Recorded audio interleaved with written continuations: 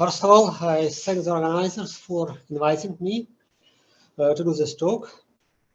And the topic of the talk is the most optimal solution of the Kramers problem, which means that we have developed a method which allows direct Langevin dynamic simulations of rare events, with another words of transitions over arbitrary high energy barriers. So motivation is pretty clear. This problem, transitions between minima separated by high barriers, arises in a lot of sciences in physics, chemistry, biology, etc., etc. And normally it cannot be treated analytically. It requires numerical methods. So I will first introduce all three groups of numerical methods available up to now, and then switch to our new concept, which allows the most optimal solution of this problem. Just to have some object which we are going to work with, we take the simplest magnetic element, ellipsoidal element with these sizes and with magnetic parameters typical for permalloy. We work in the macrospin approximation to present our concept as simple as possible.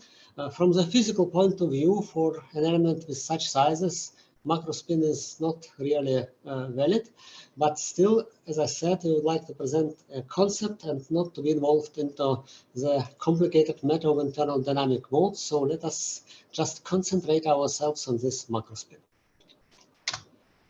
So the first analytical approximation, and probably the most famous one and the most used one, is the Arrhenius law, where the switching time is simply a prefactor times the exponent of the ratio between energy barrier and thermal energy. For our macrospin, you can compute all parameters analytically, which is very favorable in this case. However, from the theoretical point of view, this law is not really satisfactory. First of all, we do not see any damping here. And this is physically unfeasible because damping is something which causes this transition, because it causes the coupling between the thermal mass and magnetic degrees of freedom. Second, this expression involves just the energy barrier, which means that it does not take into account the real landscape, not even around the saddle point.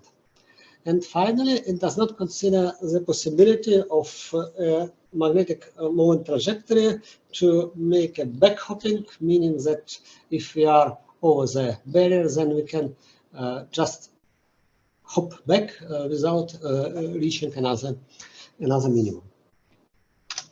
For this reason, several years ago, the more general expression was developed in the analytical approximation for an arbitrary damping. It looks quite complicated. It contains a prefactor before the Arrhenius expression. The prefactor contains saddle angular frequency and undamped saddle angular frequency and the so-called depopulation factor. I will not concentrate myself on this analytical approximation. It is much better, obviously, than Arrhenius law because it includes the damping and takes to some extent the landscape around the saddle point via this prefactor.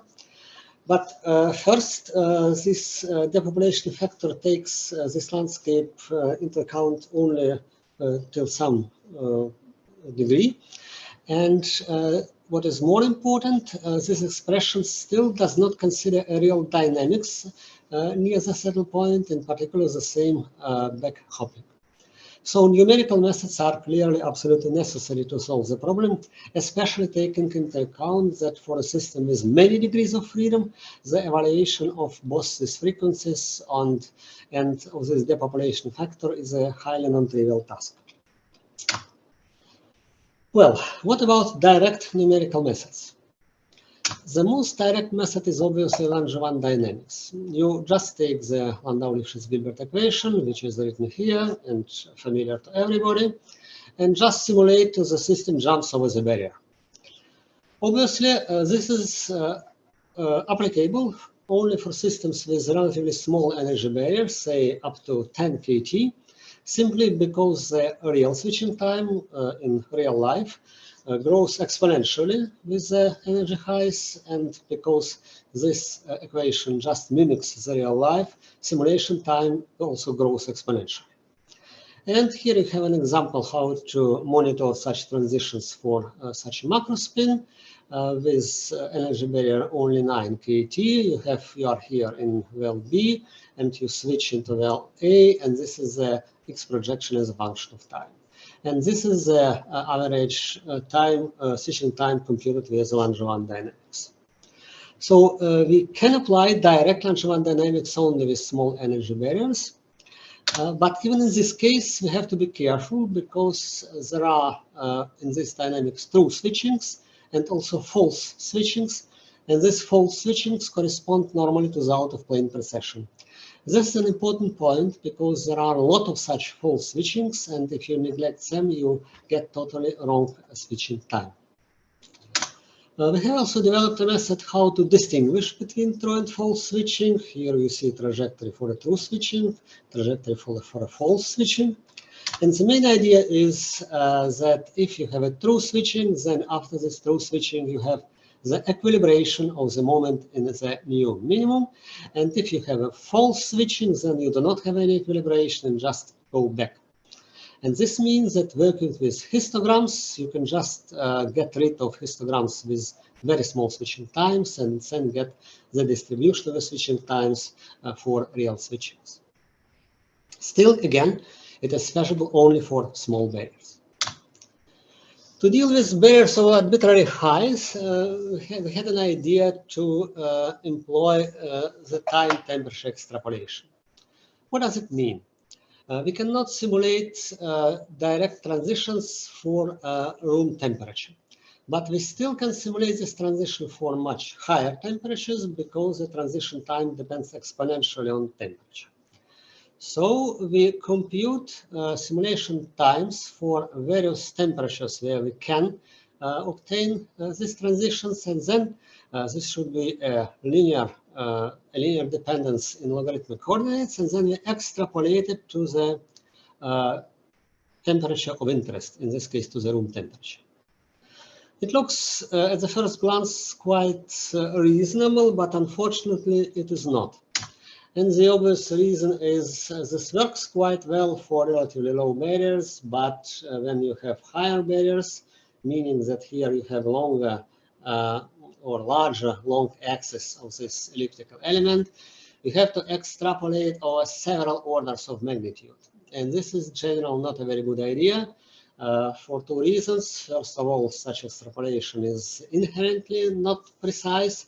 And second, you have to compute switching times for every temperature with a very high precision to get at least reasonable precision for this extrapolation.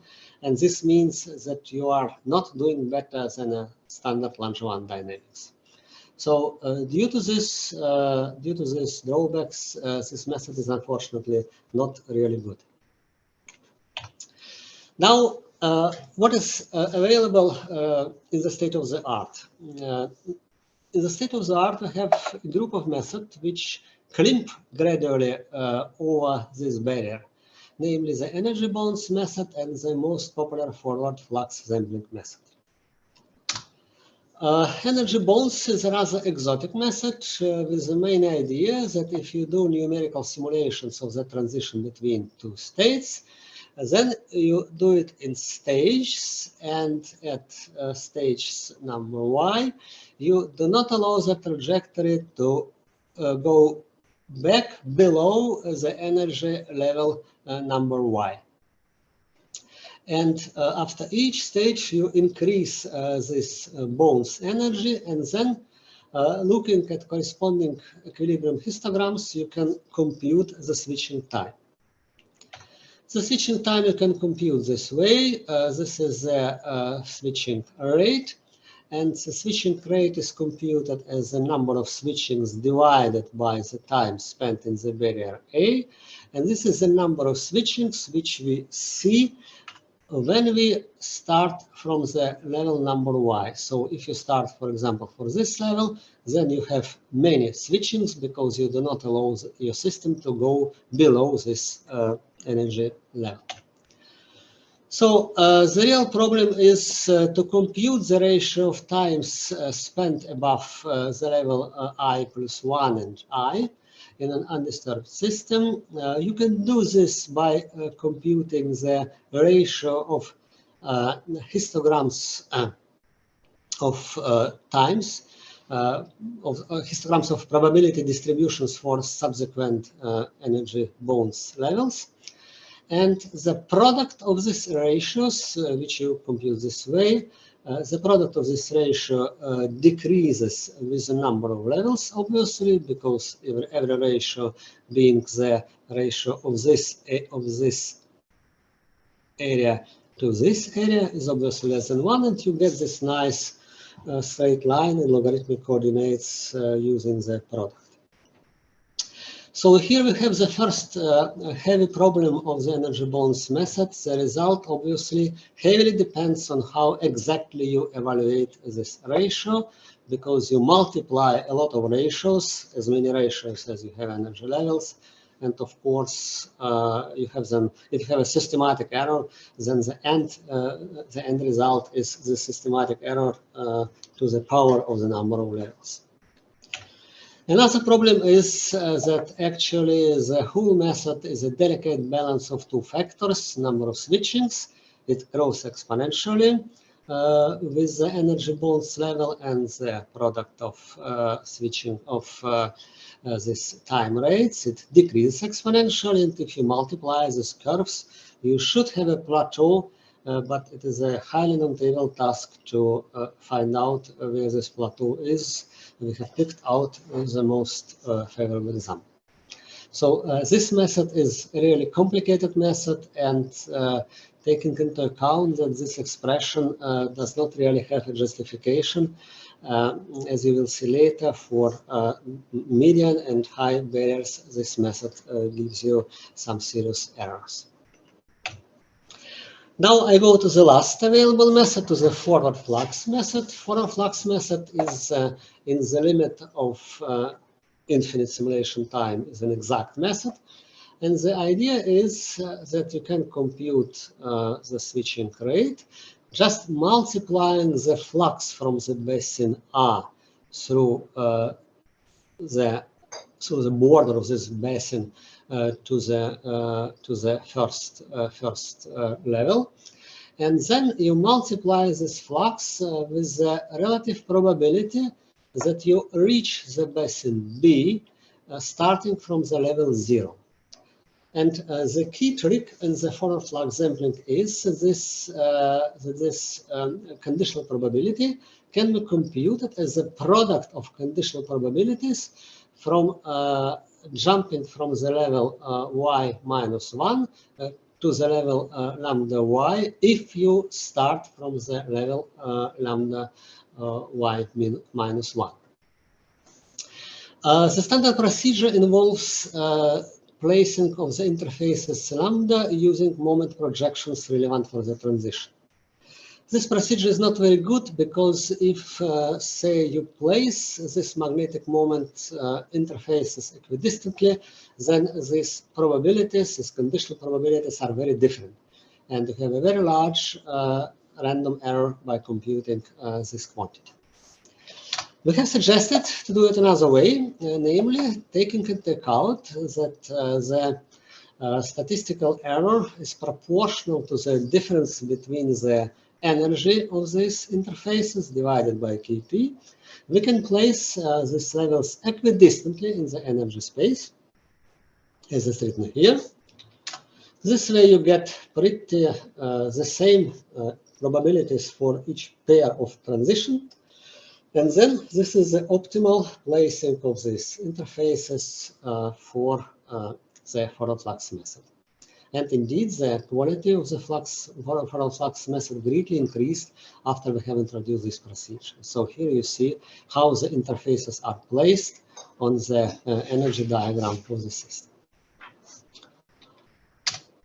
Now, let me make one point clear. The forward flux method is prone to the same problem as the energy bonds.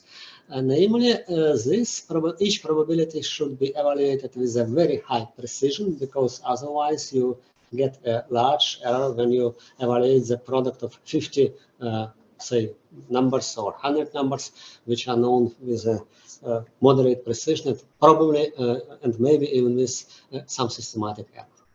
So this method is also not optimal. And another problem is, of course, that when your barrier becomes higher, then you should place more interfaces, so the computational time scales linearly with the barrier height. Okay, these are results where we compare all the methods shown previously with analytical, with the most sophisticated analytical approximation.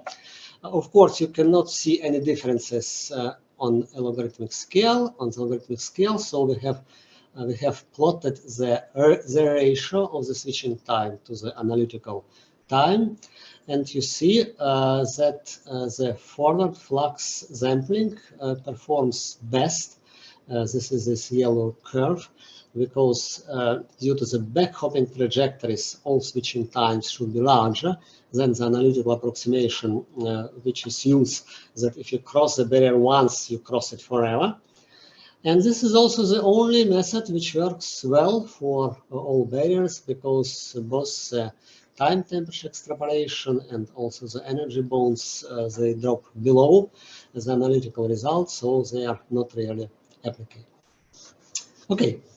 As I said, we still have a problem that the forward flux method requires very high precision for computing every probability, and it scales also linearly with the energy barrier, what also requires a very large computational effort for moderate and high barriers. So here we would like to suggest a new concept, the concept of the energy-dependent temperature, which allows to model the switching rate for any barrier, and the computer time needed for this method is barrier independent. What is the background, or what is the real idea, the basic idea behind our method?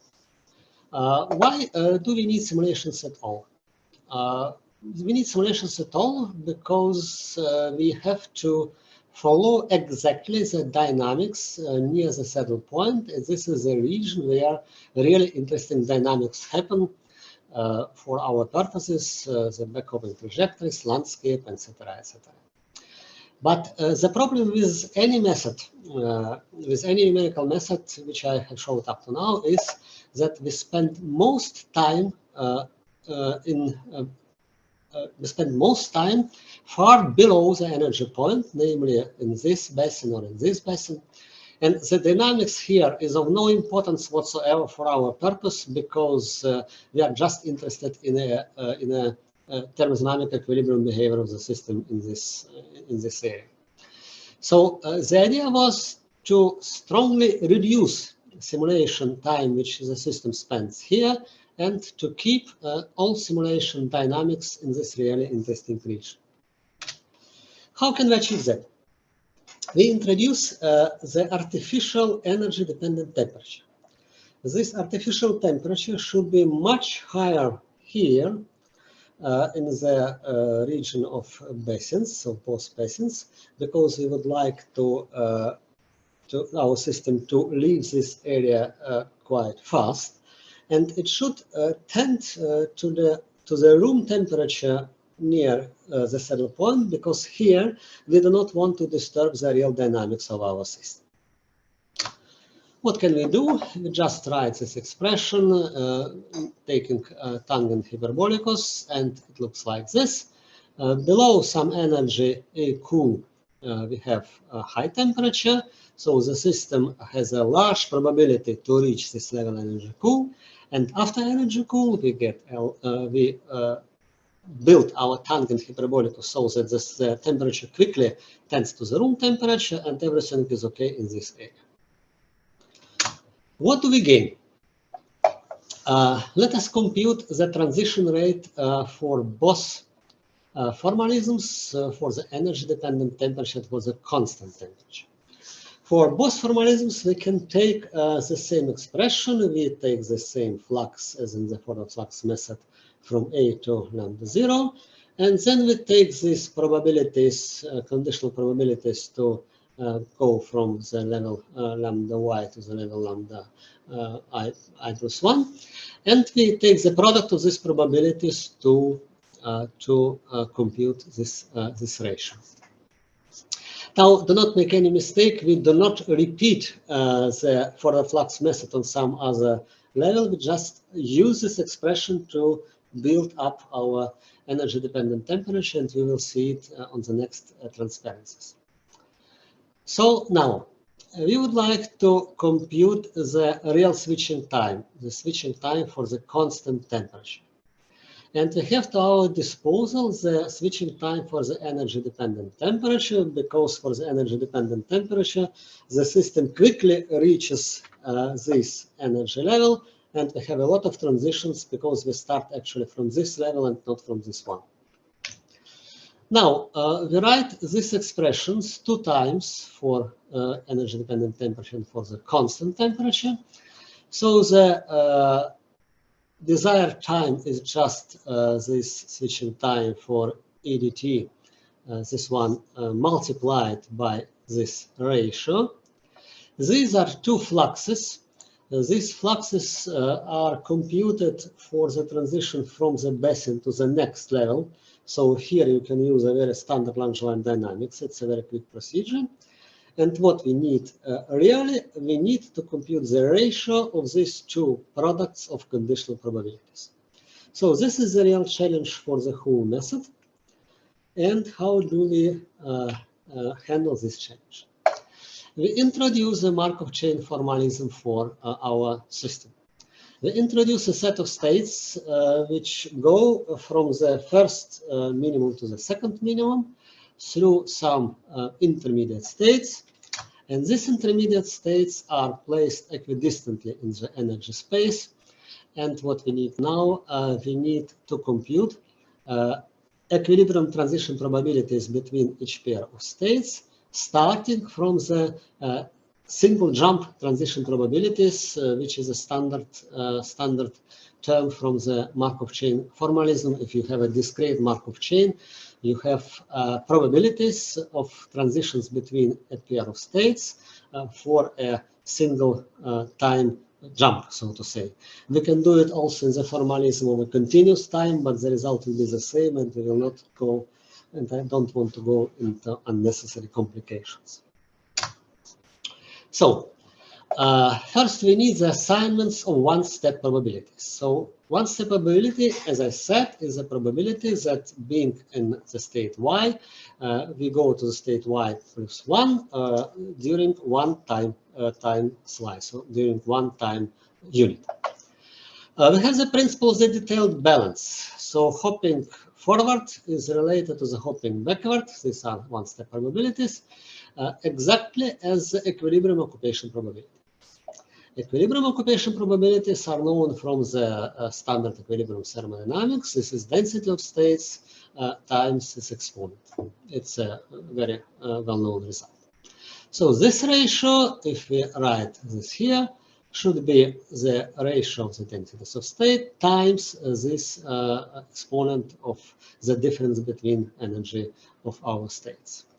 And the simplest way to assign P, I, and Q, Y is just to take a square root out of this, and you land at this expression for our one-step probabilities. This is how it works in practice. You have some pairs of states where you climb up. In this case, the probability of going up is less than 1/2. And if you are above the saddle and you go now down, the probability of going down, the energy decreases. This is greater than 0, and your probability is greater than 1/2. So this is pretty clear. What can we do with this one-step probabilities to compute our transfer probabilities in the equilibrium state? Equilibrium state means infinite time has elapsed in our system. This means that we have to take our one-step transition matrix for the whole Markov chain, This matrix is written here. And if you multiply this matrix by itself an infinite number of times, then you get the resulting matrix of the total probabilities. And this element of the matrix, which gives you the probability of going from state y to the state y plus 1, this element gives you your equilibrium probability, which is involved in this expression for the evaluation of the switching rate. Now, of course, you don't have to multiply this infinite number of times. You can diagonalize this matrix and then just get this product in a several matrix operation. So this is a very quick operation. Now, if you have the standard case, the temperature is constant, and these are your one-step probabilities, and you compute this transition matrix and plot these equilibrium probabilities. And then you have this curve. It is a very natural curve. So as long as you crimp your energy landscape up, you have a transition probability less than 1. And as soon you are over the saddle, right above the saddle, you still have some probability to jump back. But if you are far enough from the saddle and go down the landscape, then you always go down, the probability is 1. So this is okay. If you have the energy-dependent temperature, then your probability, once the probability looks like this, it obviously have jumps here, where you have your energy equal, and then if you do the same operation with the matrix consisting of this one-step probabilities, you arrive on this quite complicated curve of equilibrium probabilities W from I to I plus 1. Okay, what we have here, for two cases, for the constant temperature, for the energy-dependent temperature, we have two systems. We have implemented the further flux method for every case for constant temperature and energy-dependent temperature, and we have implemented also our matrix method for both cases. What you see here, that transition probabilities by themselves for the real system, these are for the flux probabilities, are very different from the transition probabilities obtained from artificial Markov chain. You can see this especially here and here, and also here and here, that transition probabilities obtained using Markov chain formalism are very different from forward flux method. And this is a very natural result because forward flux sampling involves simulating real dynamics around the saddle point. And our method for the matrix evaluation just involves these artificial quantities, which are completely independent of the energy landscape here because they do not know anything about the energy landscape. 1 minute. So 1 minute. actually, we have large differences. 1 minute. Here. Sorry? 1 minute. Okay, good. So we have here very large differences. And the main point here is that switching time is calculated as the ratio of probability products, not as products themselves. And this ratio, because the product here below the cooling energy depends only on the function, temperature is a function of energy, and here this ratio is 1, because the energy-dependent temperature is equal to the room temperature. You have the same relations between these probabilities for both matrix methods and for the forward flux method. So the ratio of this product is a universal function which depends only on the function temperature versus energy. So what we have here, we have just implemented this simulation. We have an excellent agreement between the forward flux sampling and the energy-dependent temperature. This is here indistinguishable, but also here you see that the agreement is perfect. And of course, because we do not really do simulations over various energy levels, we have here simulation time, which even decreases with the barrier height, and the acceleration of our method compared to the forward flux is very large, already for energy barrier 100 kT, we do have acceleration of almost 50 times. So these are the advantages of our concept. Summarizing, having implemented a novel concept of the energy-dependent temperature, we have proposed a fast, stable, and most optimal method with a simulation time which does not depend on the energy barrier height, thus solving the long-standing Cramer's problem in this area of physics. Okay, thank you very much.